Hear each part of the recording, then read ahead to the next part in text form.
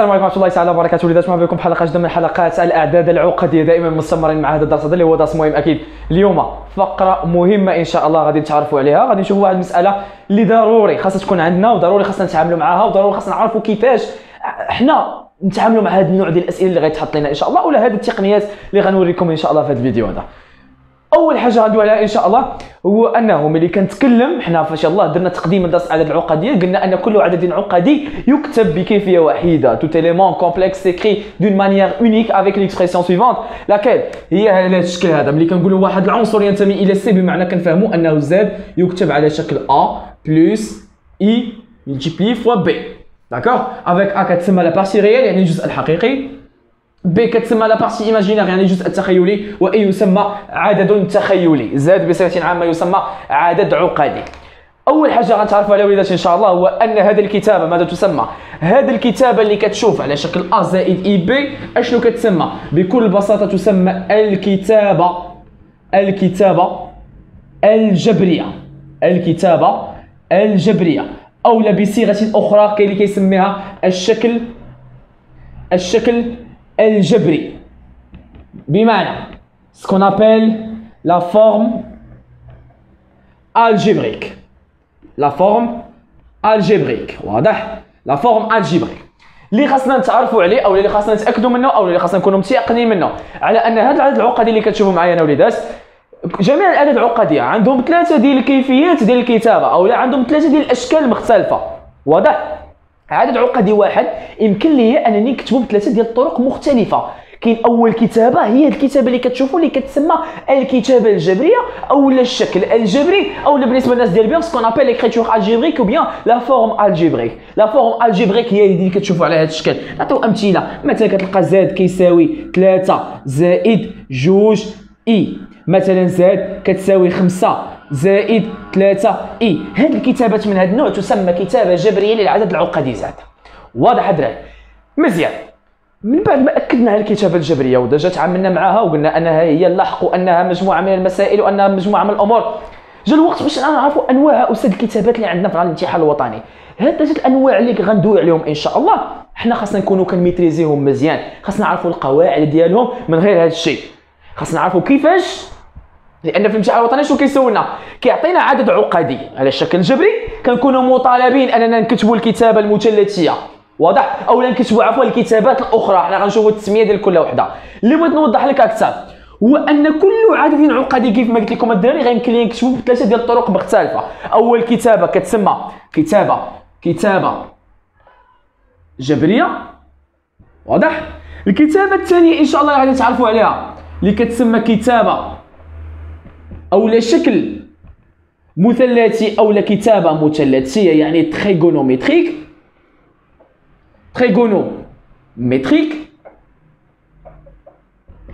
ثالث كتابه اللي غنشوفوها ان شاء الله ما يسمى بالكتابه الاسيه، يعني نسبه الفونكسيون اكسبونونسيال، تسمى اكريتور اكسبونونسيال او بيان لا فورم اكسبونونسيال يعني كتابه اسيه. كاين كتابه مثلثيه، كتابه جبريه وكتابه اسيه. واضح؟ ملي كنتكلم على الكتابه الجبريه هي هذه الكتابه اللي كتشوفونها الدراري. ملي كنتكلم على الكتابه المثلثيه بمعنى نفس العدد العقدي، راه هو ما كيتبدلش، راه نفس العدد العقدي غير هو عنده شكل اخر. كيفاش غنكتبوه؟ على شكل زد يساوي ار عامل للكوس ديال تيتا بلس اي سينوس ديال تيتا. تسمت كتابه مثلثيه نسبه لوجود الدوال المثلثيه الكوس والسين. واضح؟ ار عامل الكوس ديال تيتا بلس اي سينوس ديال تيتا. شنو هو ار وشنو هو تيتا؟ احنا غادي نشوفوا ان شاء الله في باقي الفيديو. تسمع معنا وليدات. الكتابه الاخيره اللي كتسمى الكتابه الاسيه وبيان سكون ابل لا فورم اكسبونونسيال يعني نفس العدد العقدي عاوتاني ولكن عنده شكل اخر. اسيدي هذا كل مره كيبدل اللبسه. اي صح شو سيدي برا كل مره كيبدل اللبسه ما عندك ما تقول ليه. دونك كيفاش غتكتب ار الاكسبونونسيال ديال اي تيتا. واضح؟ هذه تسمى كتابه اسيه. ار وتيتا هو نفس الموضوع اللي غندويو عليهم انايا. دونك تبع معايا وليدات غادي نشوفوا مساله مهمه بزاف. سير معايا دقه شويه عليك الله يفتح عليك. يا غادي يجي يشرح دابا. دونك كاين الكتابه الشكل الجبري حنا عرفناه ما عندناش فيه اشكال. غندوزو لاول كتابه ما تسمى الكتابه المثلثيه اللي غندوي عليها ان شاء الله في هذا الفيديو هذا ما يسمى بالكتابه المثلثيه ou bien ce qu'on appelle la forme trigonométrique ou l'écriture trigonométrique. Très bien. نعتبر العدد العقدي مكتوب على الشكل التالي: زد يساوي A زائد E ملتيبلي فوا B، بحيث أن A و B عددين أو لا عنصرين من R، عددين حقيقيين. واضح؟ مزيان. حنا مطالبين على الامتحان الوطني شنو غيقولوا لنا؟ غادي يقول لنا اكتب écrire، اكتب زد على الشكل المثلثي، ou bien donner la forme trigonométrique de z. بمعنى هاد زد اللي كتشوف على شكل a زائد اي بي غنوليو مطالبين اننا نكتبوا على شكل زد كيساوي ار عامل الكوس ديال تيتا بلس اي سينوس ديال تيتا. بلاتي يا استاذ الله يفتح عليك، بلاتي اش اي يا استاذ حنا هذه دخلات لدماغنا. واخ الشكل المثلثي كيتكتب على شكل ار عامل الكوس ديال تيتا بلس اي سينوس ديال تيتا. فهمناها عرفناها. استاذ وضح لنا اكثر الله يفتح عليك. عندنا جوج ديال المفاهيم او جوج ديال المقادير، جوج ديال لي كونتيتي اللي غنركزوا عليهم ان شاء الله في هذا الفيديو هذا. كاين عندنا ار سكون ابل تيتا.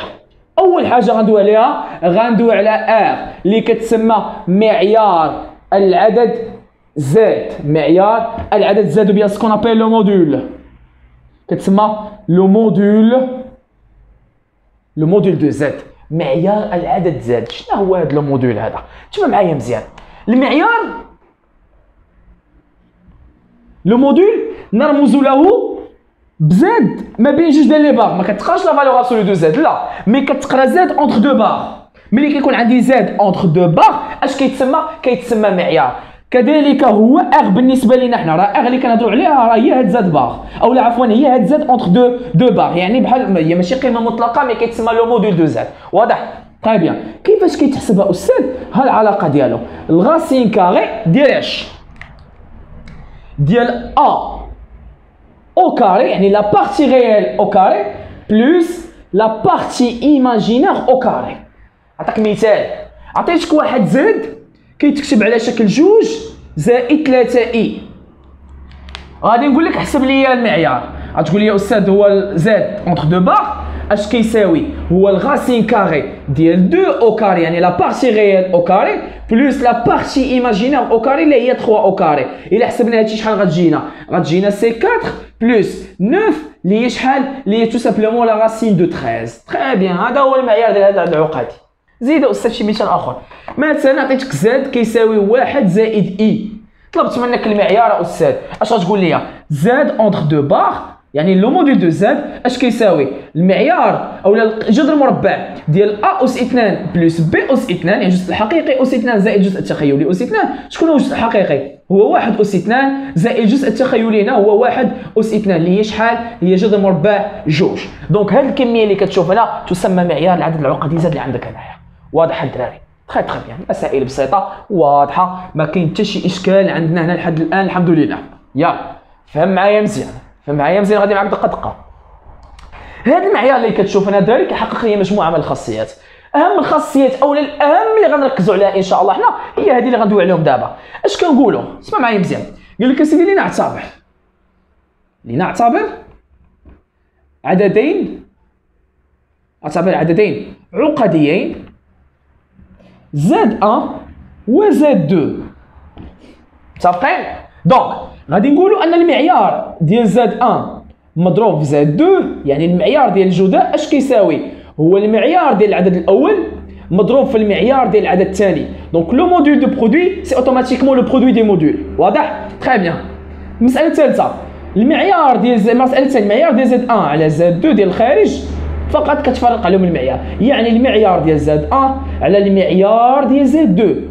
وثالث خاصيه اكيد رغم انها ماشي مهمه بزاف بالقدر ديال هذه ولكن خاصنا ضروري اننا نذكروها، هي ان المعيار ديال زد 1 زائد زد 2 يعني المعيار ديال المجموع اصغر من او تساوي المعيار ديال زد 1 زائد المعيار ديال زد 2، يعني علاقه مثلثيه. اكيد هذه مساله ربما قصه تروى هنا ولكن ماشي اشكال. اهم حاجه بغيتكم انكم الدراري تركزوا على عفاكم هو هذه المساله هذه وهذه، لاننا غنركزوا عليها بزاف في التمارين وغادي تنفعنا بزاف ديال التمارين ان شاء الله. دونك غنشوفوا من خلال شنو التطبيقات غادي نستعملوا هذه القواعد بزاف. واضح الدراري؟ نتمنى ان مساله المعيار انها تكون واضحه. ندوزو نشوفوا مساله اخرى. نتمنى هادشي شكون تكتبوا عفاكم. كتب وقف فيديو، خلي كومونتير بعدا ورجع كمل معنا الفيديو ان شاء الله. يلا دونك حنا دوينا ان شاء الله على المعيار. يلا تبع معايا مزيان. المساله الثانيه اللي دويت عليها، دونك حنا نعطيو كمعطى، حنا سمينا اغ، عرفنا سميتو المعيار، عرفنا القواعد ديالو، عرفنا كيفاش نحسبوه. تخي بيان. اشنو خاصك تحسب مازال؟ غتقول لي استاذ خاصني تيتا. شنو هي تيتا؟ اجي عطيني شنو هي تيتا. تيتا تسمى عمدة زاد، يعني بالفرنسيه سكون ابيل لارغيومون دو زاد.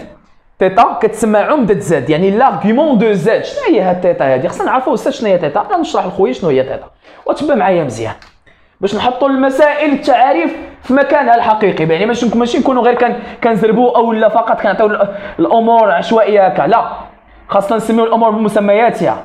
يلا تبع معايا مزيان نوضح لك اكثر، كنشرح لك في الدار عندك، يعني بدون يعني بريستيج ولا كنهضر معاك وانني كنهضر مع صديق مع خويا استاذك، دونك عادي جدا. يلا تبع معايا مزيان شنو نشرحوا شنو هو داك تيتا. تيتا كتعريف رياضي اشنو هي؟ هي الزاويه المكونه ما بين المتجهه او ام وما بين الاحاديه او ان. واضح؟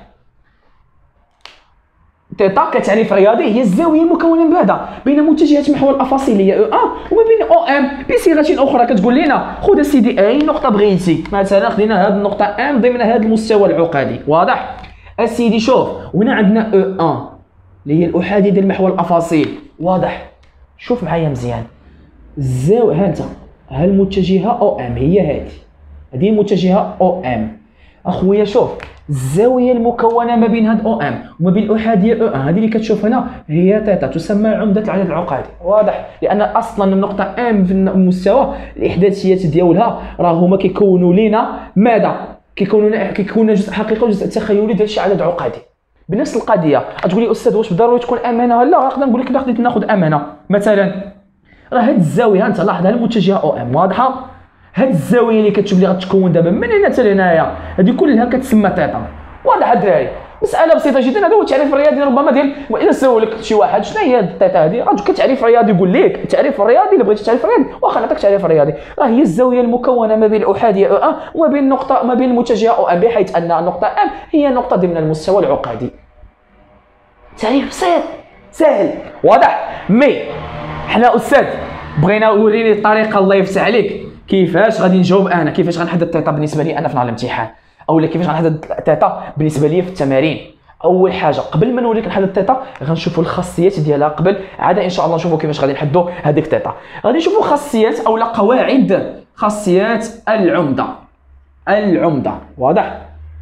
خاصيات العمده. هاد العمده هذا اولا لاغيمون كيحقق مجموعه من الخاصيات. غادي نقولوا دائما لنعتبر عددين عقديين زاد 1 و زاد 2 عددين عقديين نسميها مجموعه زد. واضح؟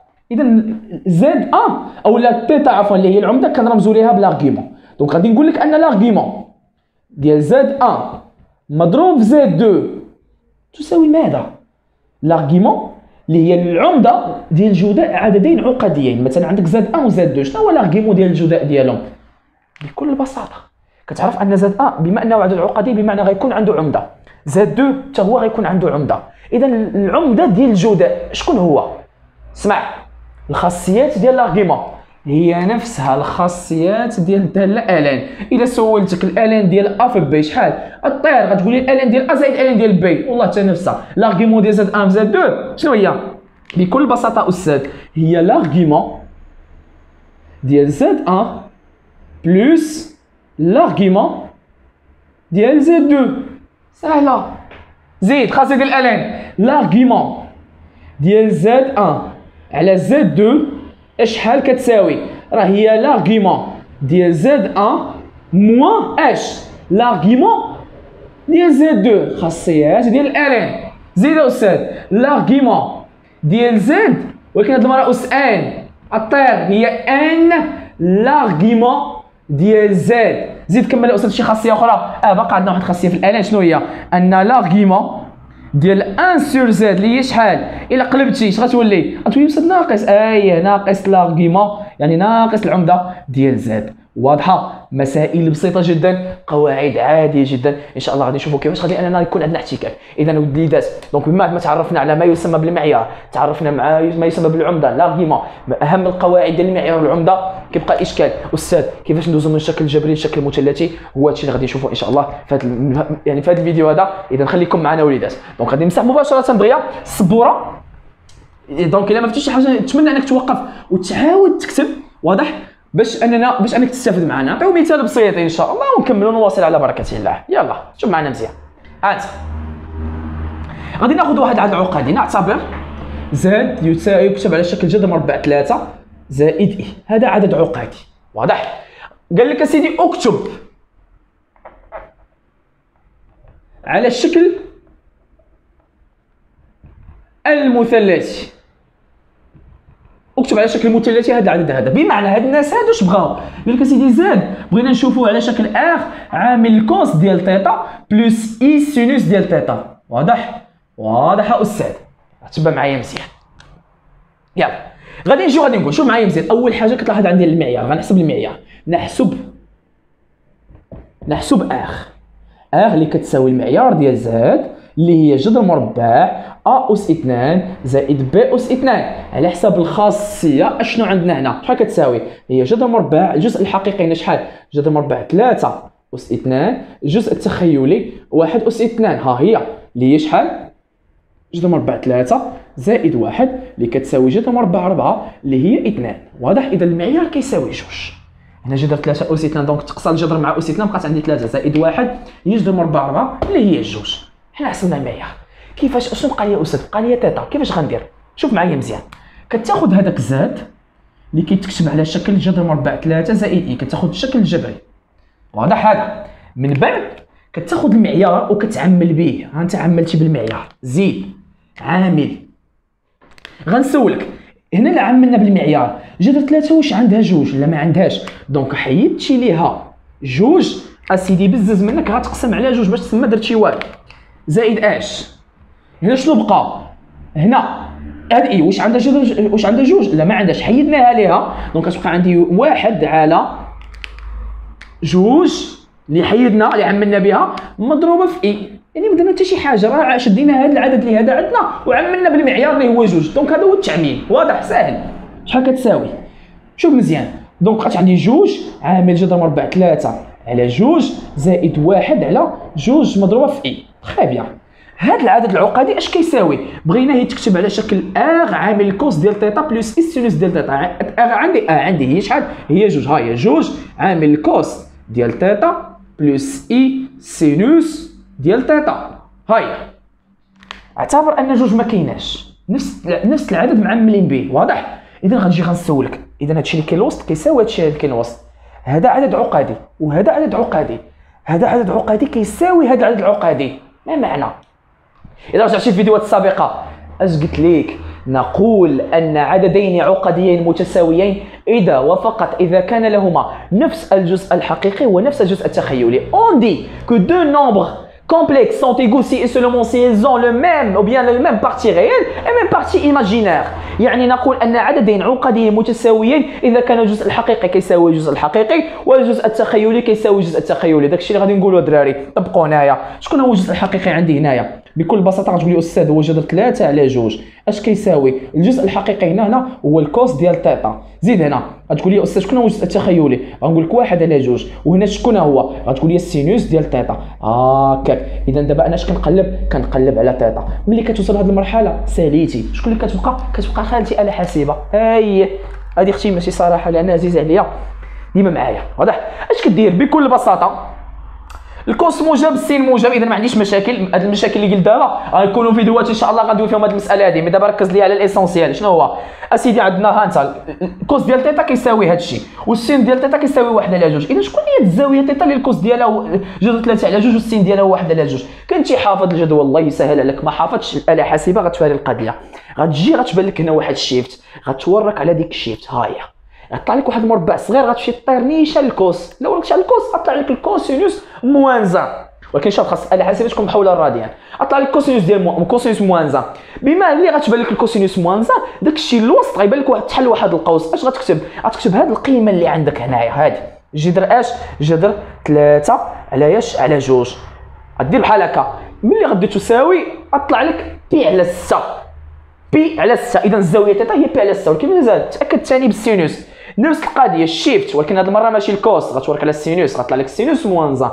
واضح؟ غدير بحال هكا، غتكتب القيمه اللي عندك ديال السينوس اللي هي 1 على 2 تساوي حتى هي غطلع لك بي على 6. اذا الزاويه الكوس ديالها هو جذر 3 على 2 والسين ديالها هو 1 على 2 بكل بساطه استاذي هي بي على 6. اذا الزاويه اللي كنقلبوا عليها هي بي على 6. اذا هذا العدد العقدي اللي كتشوف هنايا كيفاش غيولي مكتوب؟ غيولي مكتوب على شكل 2 عامل الكوس ديال بي على 6 بلس اي سينوس بي على 6. وهذه تسمى الكتابه المثلثيه للعدد العقدي. كنحدوا المعيار وكنحدوا العمده اكيد بهذه التقنيه اللي وريتكم انا وليدات. متفقين الدراري؟ مسائل بسيطه جدا. كنتمنى انك الا عجبك الفيديو انك تبارطاجيه مع صحابك، بارطاجيه في كاع لي جروب ديال الباك، لان مساله مهمه ما تخليهاش توقف عندك عافاك. بزاف ديال الدراري محتاجين هذه القواعد على الاقل انهم انا غتنفعك، غتجيب مزيان في النقاط في المراقبه وغتجي مزيان حتى في الامتحان الوطني. متفقين الدراري؟ تسناو مجموعه من الفيديوهات، مجموعه من التقنيات ان شاء الله اللي غادي نتعرفوا عليها في باقي الحلقات. مازال مستمرين مع العدد العقديه، ما غير هنا ليا البال حسن انني ندير العدد العقديه من جميع النواحي وما ندرسوا من جميع التفاصيل ديالو ونعطيك كل شيء ان شاء الله باش تمشي للامتحان الوطني وانت مهني. هكا وليدات كنوصلوا لنهايه هذا الفيديو هذا، والسلام عليكم ورحمه الله تعالى وبركاته.